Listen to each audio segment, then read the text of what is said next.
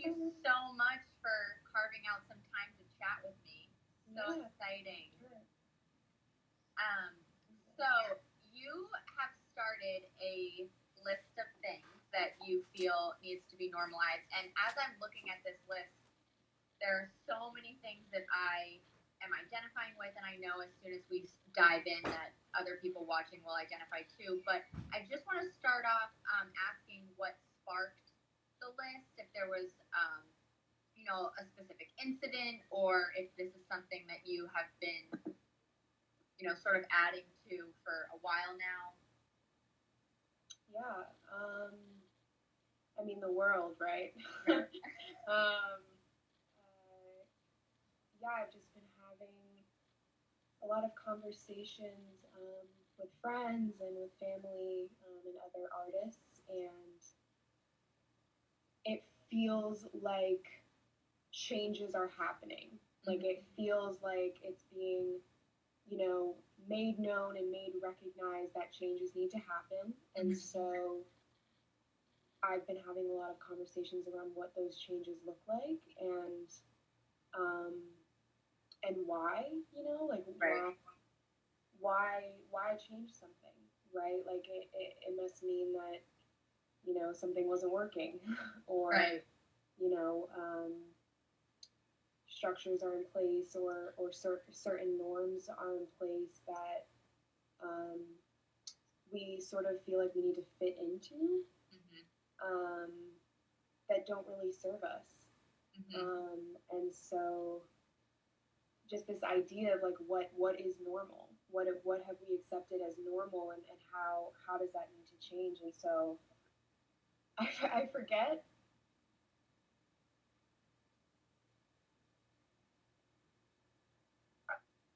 races, and I think it was one night, and I don't know, I just started thinking about it. Like I just started thinking about what's normal, what should be normalized, and then things just started coming to me, and then the list evolved. Yeah. No, it's so incredible. I want to start with one that I feel is a positive, but you tell me, which is leading with love. And then you have another one on here that is just love. And I would love to know the sort of difference between those two and maybe expand on each of them individually. Yeah. Leading with love. Is that something that's individualized, or for you, does it feel like a universal language? I personally believe that love is a universal language. I think that it's something that we all feel, and it's something that we can't always describe or put words to. And I think also, though, that for some reason it's not always thought of as like active. I read a quote or a post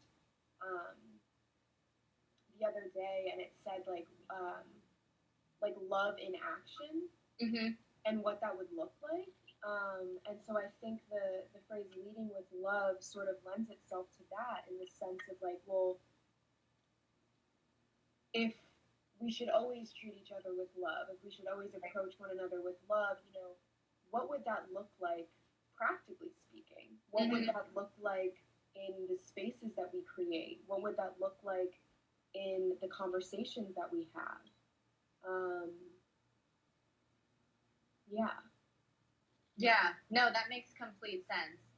And then, so the idea of just love on its own, are you thinking as a verb, as a noun, as an adjective? Yeah, I would say a noun. Yeah. I don't know. It's just it feels like there's a lot of the opposite going around Right. now, and it feels like a lot of the opposite goes around a lot, and maybe we're just not aware until like things are said and done, like until the damage is done and we're kind of in it. Yeah. Sort of left in the wreckage. It sounds, which sounds dramatic, but also, Yeah. it's happening. Like really, really serious things are happening. Um, so yeah, love on its own, definitely as a noun, just in the sense of what does it mean? Do we connect to it every day? Like Right. do we think about it as something that doesn't just exist in romantic relationships, like as something that doesn't just exist in romance, in Right. intimacy, and more so just person to person relations. Yeah. I was just gonna say that actually is I think, broadly when people think about love, the first thing they think is intimacy or romance, and there are just so many other levels to it that we, to your point, could be putting into action every day in our everyday lives. Right. Yeah. Do you find that, because I think a lot of the times when people are acknowledging the topic of love, I think a lot of times it's acknowledged with a positive light. Do you find that that's a conversation people are afraid to get into, or? Yeah, for sure. Yeah. I also think that, as we're talking more, I'm also thinking about, the different things that I have come to know and understand as love also, and how it's not just or not always this, you know, uh, euphoric Right. state of like untouchable positivity, or Yes. yeah, like a fantasy, or anything like that. And it's actually, boundaries, or it's actually like things that may be difficult, things that people may be afraid to talk about or to engage in.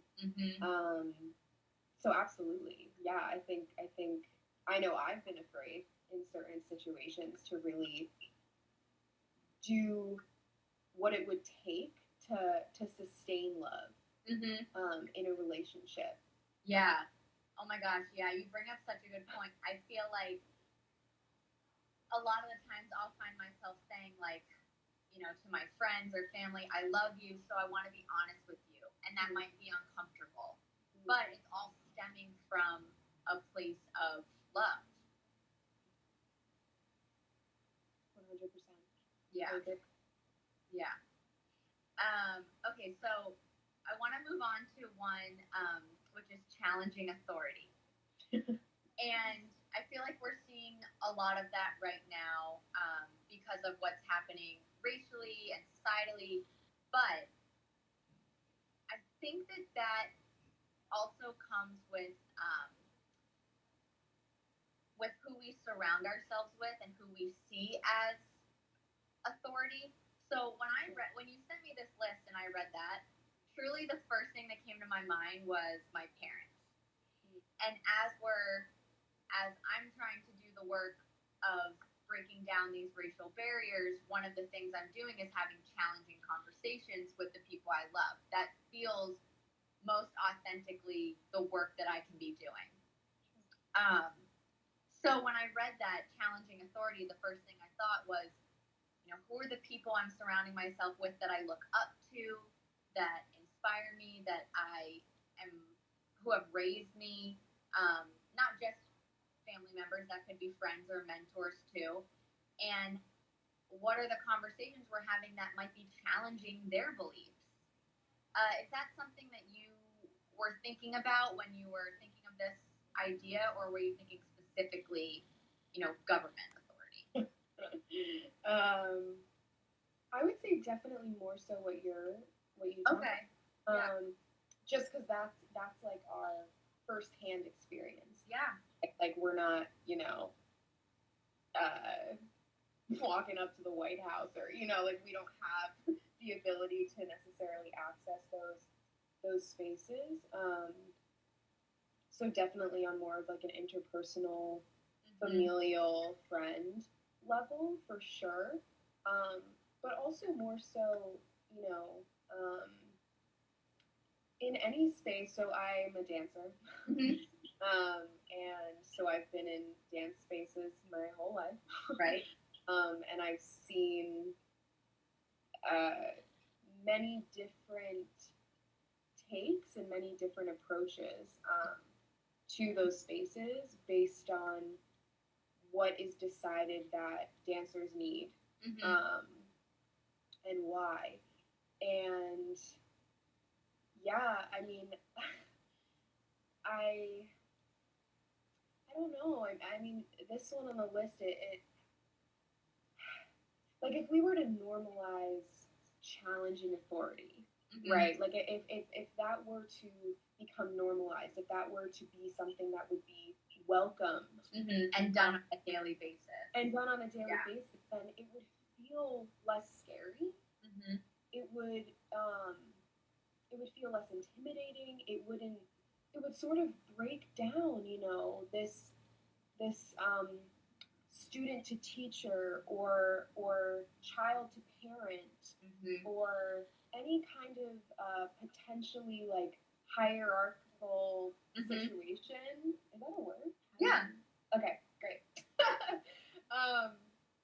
It would sort of break that down. Yeah. And create an even playing field, right? And that doesn't necessarily mean getting rid of respect. Right. Right? So on the list, like I also said, in parentheses, like with compassion and knowing when and where change is non-negotiable, right? Because I don't think it is productive to necessarily, challenge in a way that lacks respect, right? Right. It's, I think, more of challenging to get to that place where everybody is understood, where everybody's voices are heard, where everybody's perspectives are taken into consideration. But I do think that it does look very different, with parents versus with teachers. I'm so glad you brought up the student-teacher paradigm, because that's another one that just until this conversation I didn't even think of. But that, when we go to school, from elementary school even all the way through college, we're sort of scared to rebuttal the teacher because they're in the place of power in the classroom. But I can remember when I was in college, one incident, I had this woman professor, and she I think she liked the fact that she had a rapport with the students. And one time I made a comment, and she said, "Oh, do you get that?" And I was like, "Not really." And she was like, "Okay, well, fuck you." And I was like, "Do you think that's okay to speak to your students that way?" And my friend next to me was like, "Just don't cause a scene, don't cause a scene." And I was like, "No, you cannot. Like, I know there's a hierarchy, but you cannot speak to your students that way." And I just remember, like, I was getting hot and freaking out because this is my teacher. I don't want to get in trouble, but also what you're doing is wrong. So it's that battle of, do I challenge the authoritarian figure in front of me, or do I, stay quiet? Yeah, and also with that, it's again like, so I've learned as of recently, I'm a very impressionable person.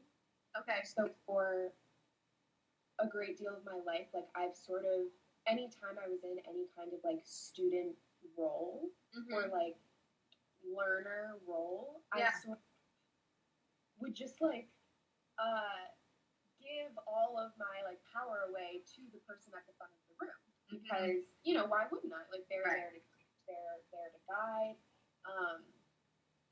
But I realized that in doing that, I sort of tread this fine line of like invalidating the life experience that I do have. A lot of times there's an age gap, right? And we all know, older people saying like you haven't, lived long enough to understand, or you haven't had enough experience and stuff like that. And some of the best teachers that I've had have been the ones that explicitly say, like, I'm here to learn from you, Mm-hmm. and really making it clear that it's an even exchange Yeah, of and learning. I agree, and I think the best teachers are the ones that enter an educational space open to receiving information from their students. And, knowing that they're the teacher and that they're getting back to the respect thing, that relationship is there. But I agree with you. I think when educators enter a space, whether it be um, in school, in church, in the hospital, wherever it may be, knowing that you can learn from the person in front of you, whether they be your peer or your student, is always you get. In my opinion, you get the best results. Right.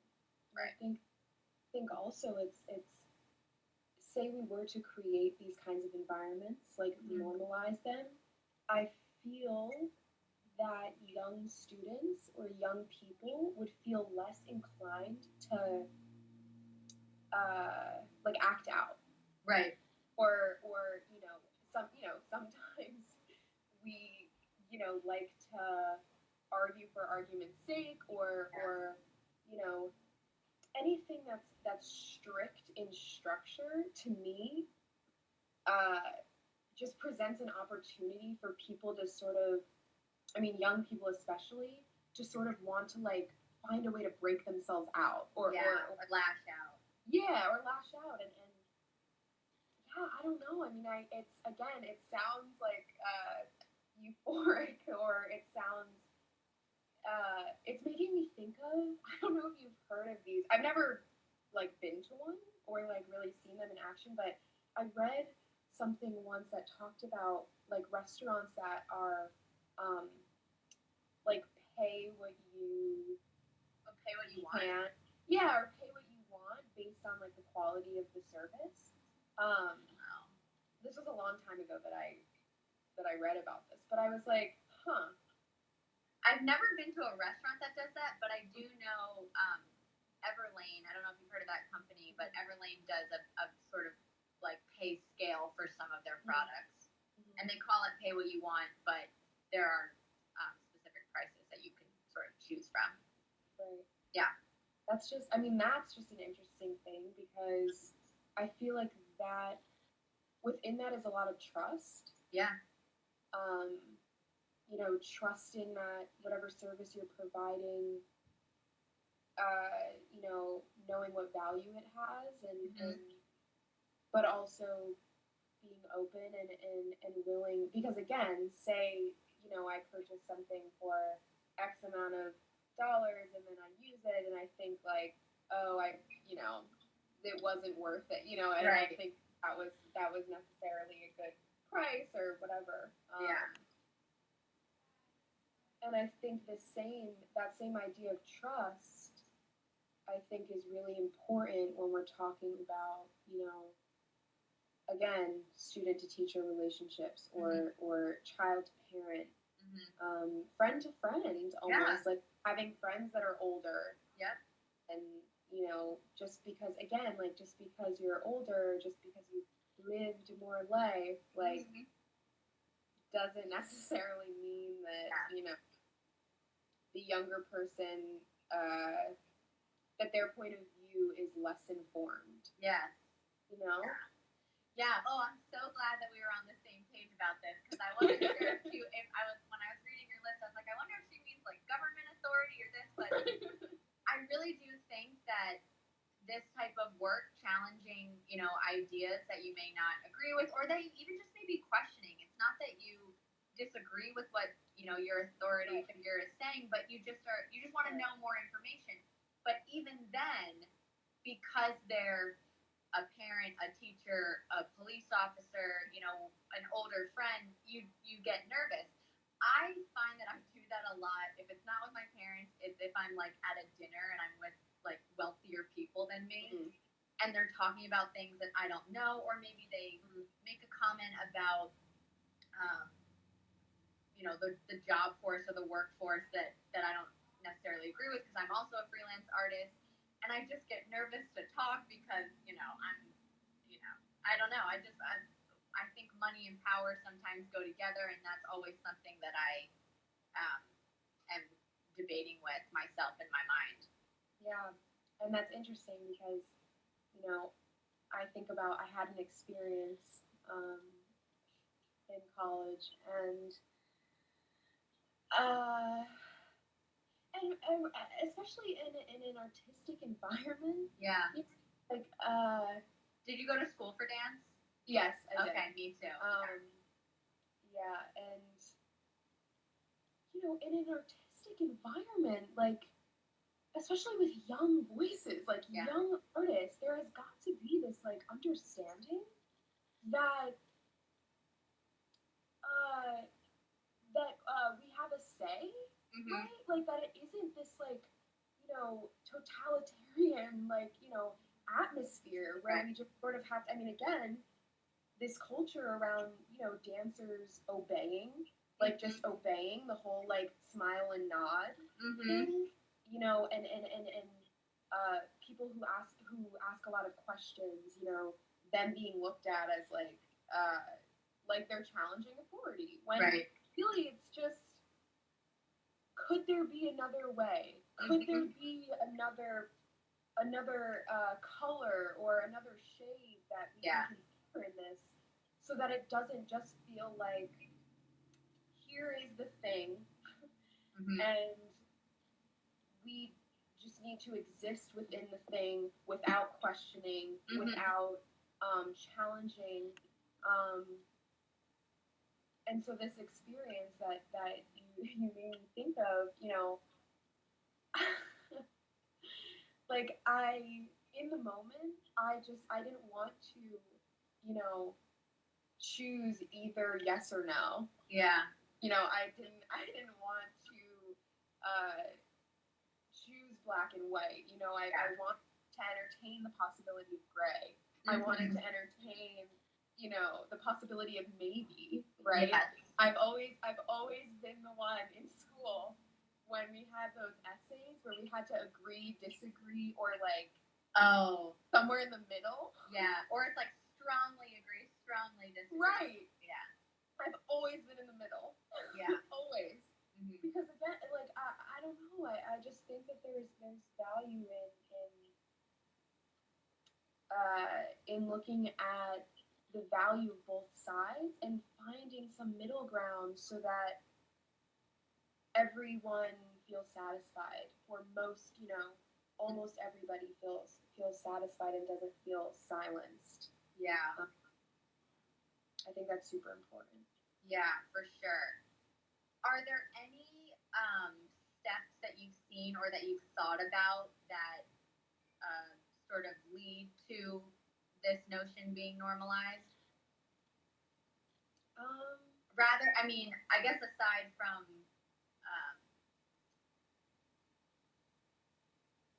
letting people know that they're allowed to, speak up if they have. I mean, that's something that I find anytime I'm like babysitting or mentoring, someone, that I always let them know, if you have questions, like, please ask, or do you know about this? Do you want to know about this?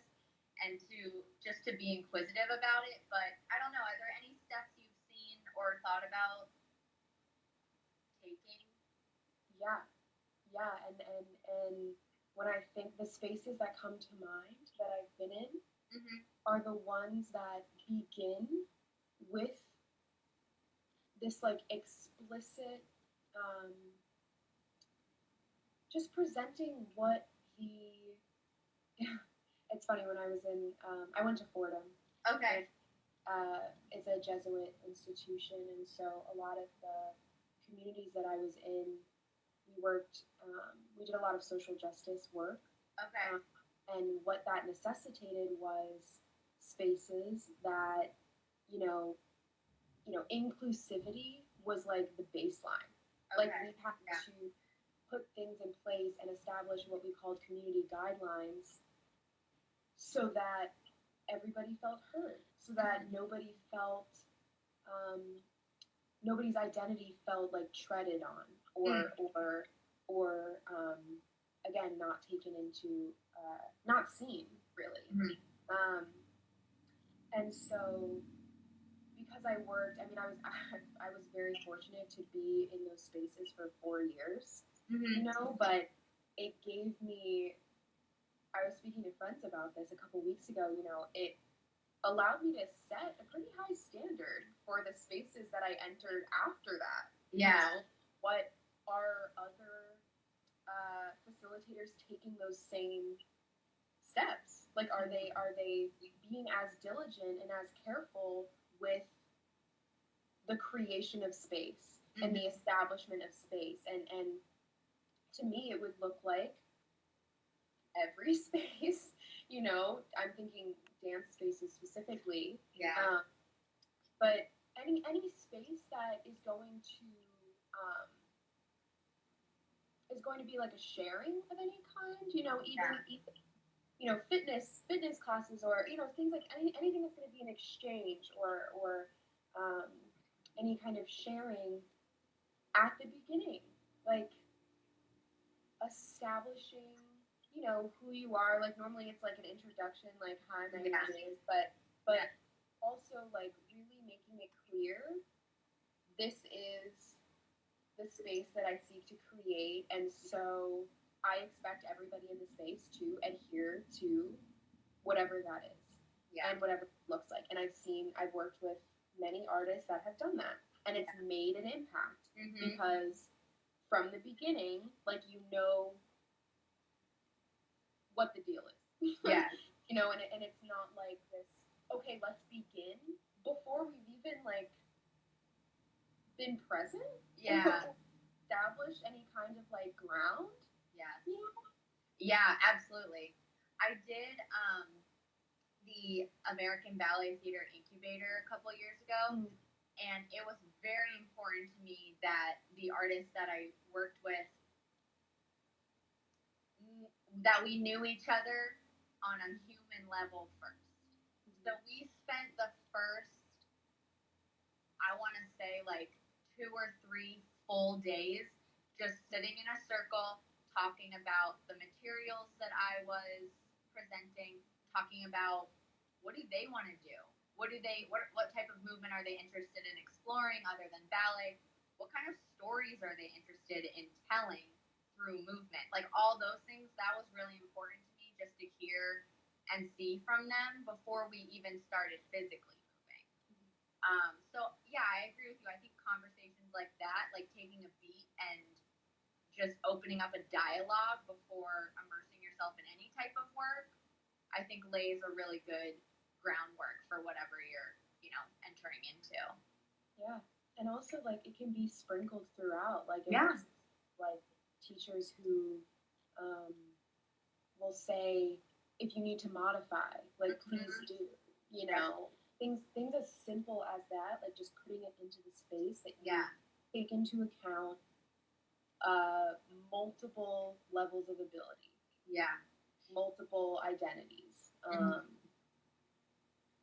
Yeah. Yeah, when I was in college, there was a grad student who I worked with on a couple different things, and every time I worked with her in her process, she would always, like, she'd be teaching us movement or giving us a task, and throughout the rehearsal, she would always say, "Is everyone okay? Does anyone need anything?" And I've taken that with me as I'm doing, whether it be panels, choreography, symposiums. I think it's so important to take a beat and say, "Is everyone okay?" Because sometimes people get lost in the process, or need a minute, or no, they're not okay, and they have questions. So that line I have always really appreciated. Yeah. So thanks, Lauren. But you mentioned something about spaces that recognize all identities, and that's another one of your notions on here. So I just want to piggyback off into that. So it says the usage / implementation of languages that recognize any / all identities in any / all shared spaces. The first thing that comes to mind, I guess it's because something that I've tried to implement, is when I first started this series, it was about women in the arts and how they're making, like, an alternative career path work for them. And the more conversations I'm having with people, I realize, I need to change it to women with an X, because transgender women aren't included in women with an E or an A. So that's something that I've been just educating myself on. What are some things that you've seen in this notion? Yeah. I mean, the first one that comes to mind, again, going back to my time at Fordham, which I realized were different spaces than dance spaces. So, like, the majority were non-dancers, right? And so, again, like, we would do a lot of activities, a lot of exercises with one another, geared towards, again, seeing everybody's identity, right? Acknowledging how different we all are, and all the ways in which we identify, and really making sure that the language that we're using is not offensive. And one of the things that I remember that I it's funny because I've been thinking about it lately, and I don't see it anywhere, but I think it has something to do with the fact that it was a primarily non-dancer space. But we had this activity where we all stood in a circle. Yeah. And someone, the moderator or facilitator, would read off a list of identities. Okay. Like, I am black, or I am white, or I'm an only child. Okay. Or I was born in the U.S. And you would step forward into the circle if it applied to you. And we used to call it step in, step out.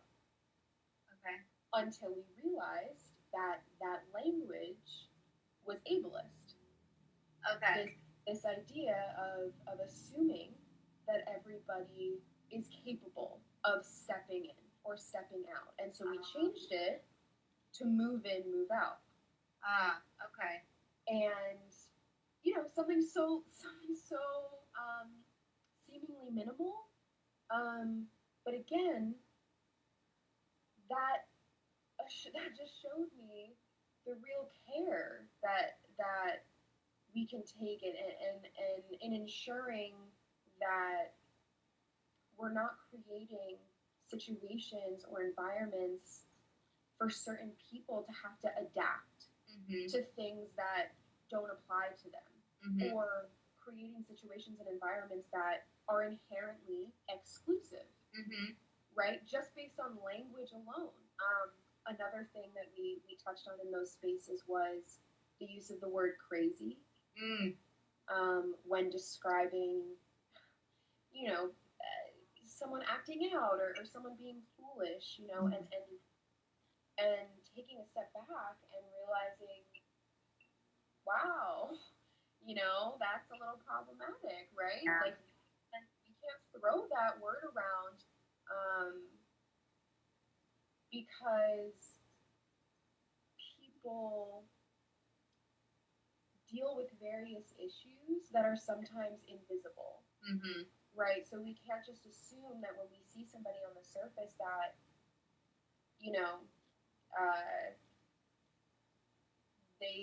they don't identify with X, Y, and Z, right? There was another one, but I can't.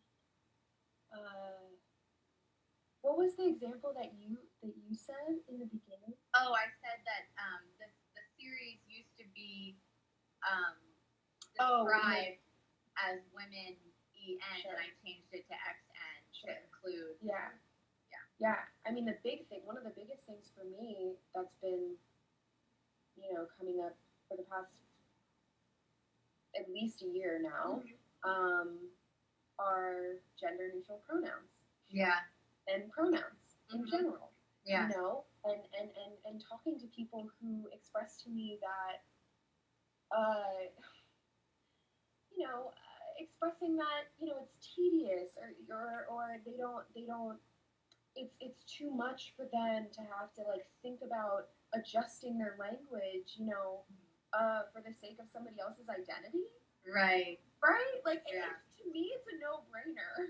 Like, I don't question those kinds of things. Like if I just don't because these are people's identities that we're talking about. And so for people who don't have that personal experience, it becomes our job and our responsibility to be careful with our language and to make sure that we are always cognizant and always thinking of the ways in which we address people and things. Yeah.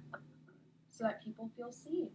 You know, and that also means as a facilitator, setting up the space from the beginning, saying what your pronouns are, or asking the question, you know, or just giving space, you know, provide space for people to share what they need in that space, right? How they want to be addressed so that they feel comfortable, so that they feel seen. Yeah, I think pronouns, I mean, I think that's a huge thing, and I think that's, you know, less in terms of language, but that's also what we're seeing with bathrooms. And you know, when I walk into an institution and I don't see gender neutral bathrooms, I'm just like, okay, you know? Yeah. Which, I mean, that's well, actually, no, I was going to say it's like architectural or like would, you know, take more labor, but it actually doesn't. It could only mean like just changing a sign. Yeah. You know? Yeah. Literally. Oh, yeah. And again, it normalizing it would mean these kinds of ways of being with one another not feeling like extra, like not feeling tedious or not feeling like arduous. It would just be the norm. Yeah. Right? Right. No, exactly. And I think a lot of the times also people like roll their eyes at it, like, oh, like she's a woman but wants to be called something different, and it's just like it's like you said, it's like such a bother to them. But like it's not your I was gonna say issue, but it's not even an issue. It's not your like being. It's not, you know what I mean? So why is it a problem for you? Yeah. That sort of brings me to the next one I want to talk about, which is making mistakes or being wrong.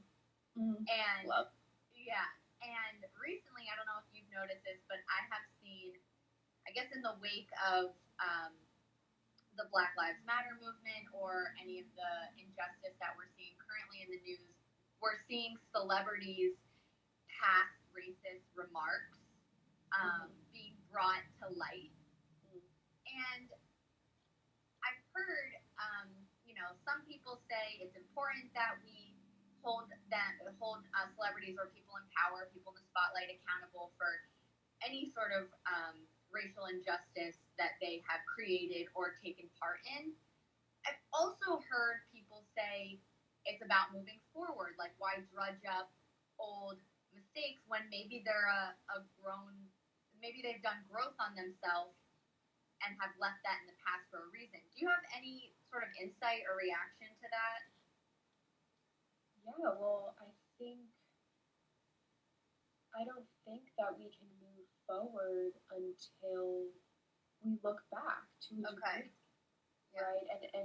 And not looking back to stay, looking back to inform, right? And because I'm doing that, like that's, to me, I can't conceptualize the ways in which I need to be better until I address the ways in which I've been silent, or the ways in which I've been complicit, or the ways in which I've offended somebody.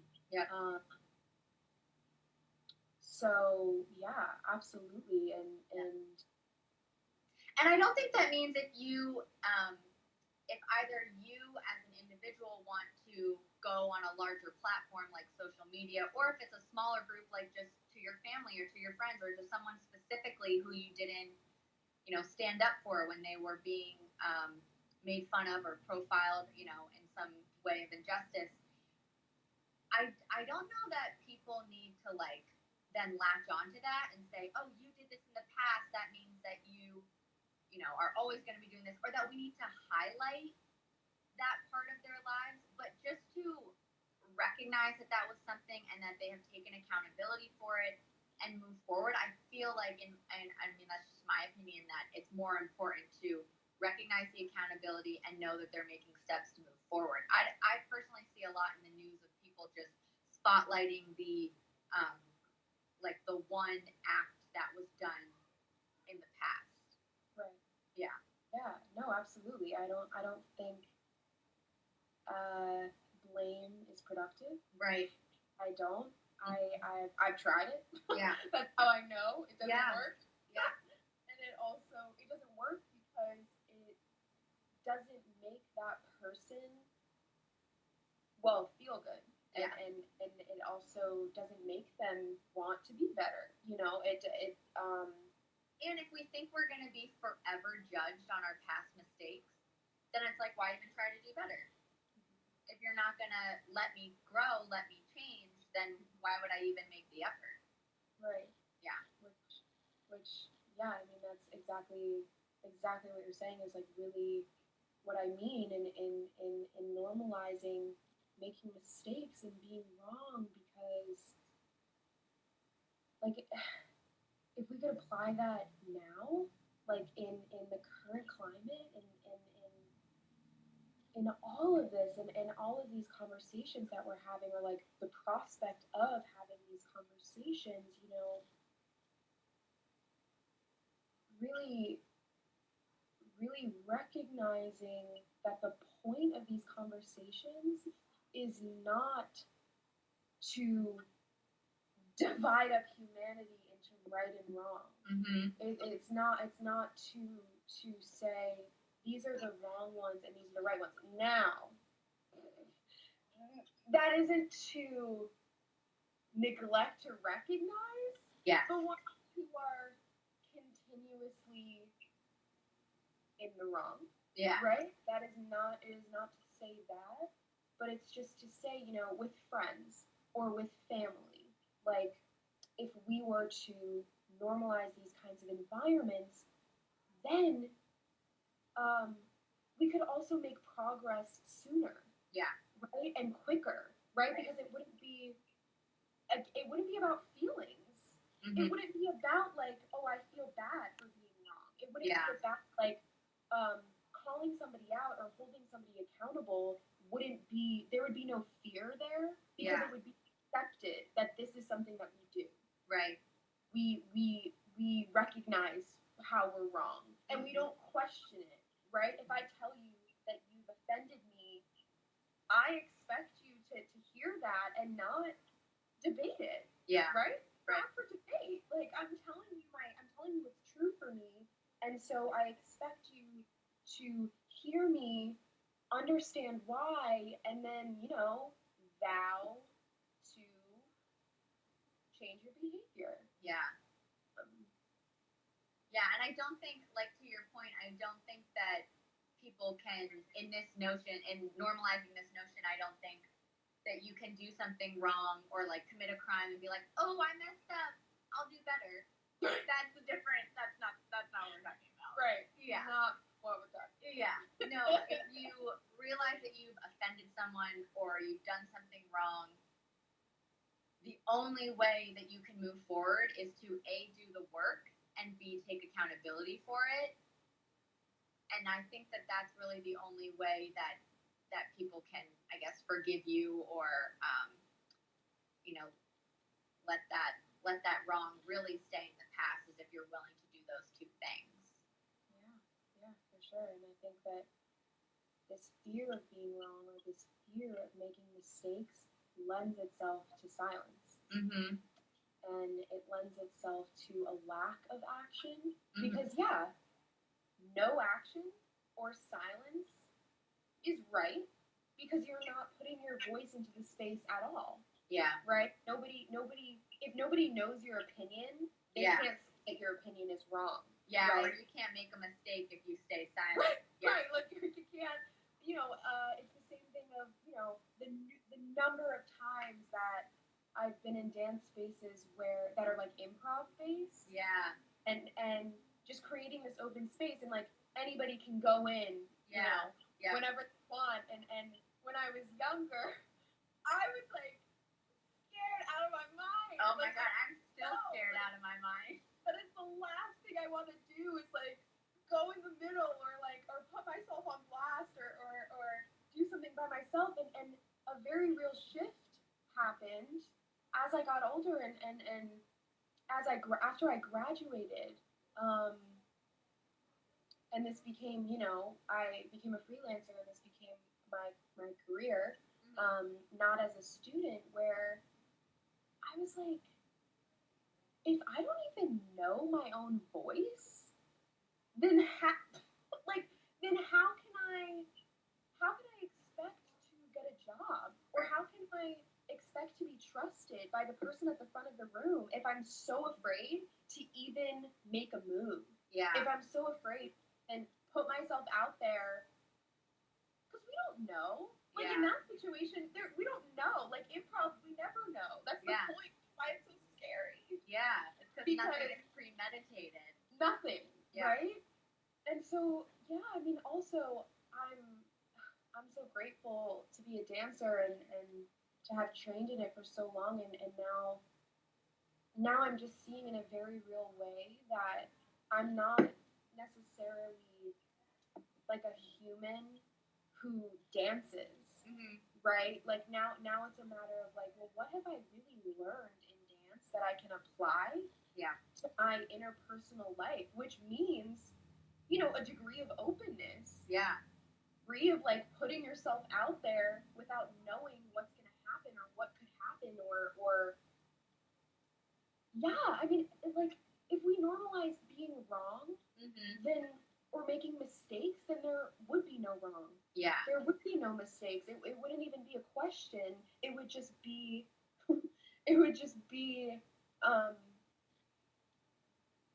space to exist. Yeah. Or a space to be. Absolutely. Yeah, absolutely. And I think I think we should encourage those types of spaces, like, speak up if you have questions, and I love when people say there are no wrong questions. Yeah. I think that's really important. But I think there's a difference between like a tone deaf question. Sure. You know what I mean? Right. A question that, reflects a lack of listening or, a lack of presence. Yeah. So much to think about. I want to take the last 10 minutes to open it up to questions.